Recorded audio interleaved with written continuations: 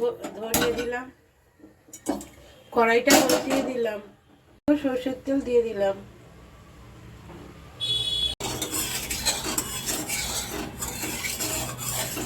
Piece রুই মাছ নিয়ে নিয়েছি, নুন হলুদ মাখিয়ে রেখেছি।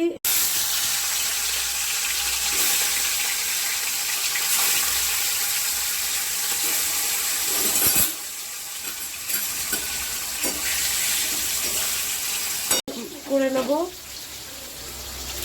7-8টা গোলমরিচ দিয়ে দিলাম, 1 ইঞ্চি আদা টুকরো দিয়ে দিলাম, 5-6 কোয়া রসুন দিয়ে দিলাম,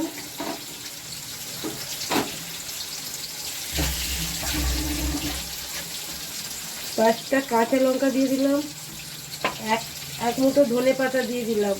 এগুলোকে আমি মিক্সিতে পেস্ট করে নিয়ে আসবো। মাছগুলো ভেজে তুলে নিয়েছি।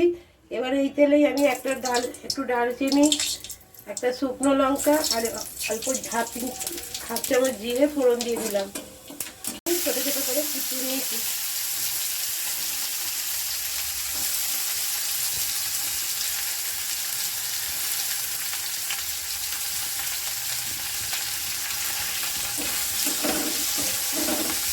তাহলে করে পেঁয়াজটা তাড়াতাড়ি ভাজা হয়ে যাবে।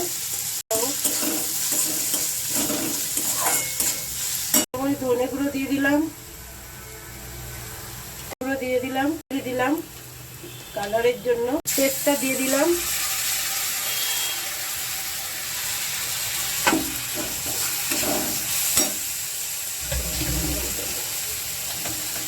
তো মিক্সির বাটিটা দিয়ে একটু জল দিয়ে দিলাম, কষিয়ে নেবো। দেখুন বন্ধুরা, কালারটা কি সুন্দর এসছে। এই মশলাটা এত সুন্দর গন্ধ ছাড়ছে যে এই মশলার গন্ধতেই সবাই ছুটে ছুটে চলে আসবে খেতে। এইভাবে করবেন।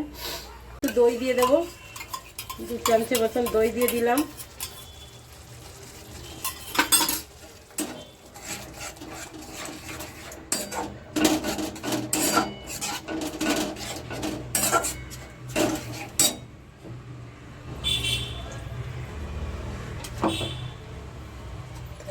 দিইনি, লবণ দিয়ে দিলাম পরিমাণ মতো চিনি দিয়ে দিলাম।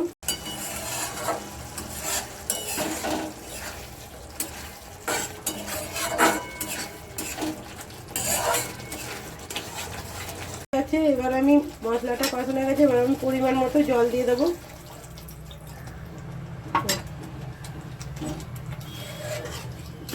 জলটা ভালো করে ফুট ধরলে মাছগুলো দেবো। করে ফুটে গেছে, এবার আমি মাছগুলো দিয়ে দেবো।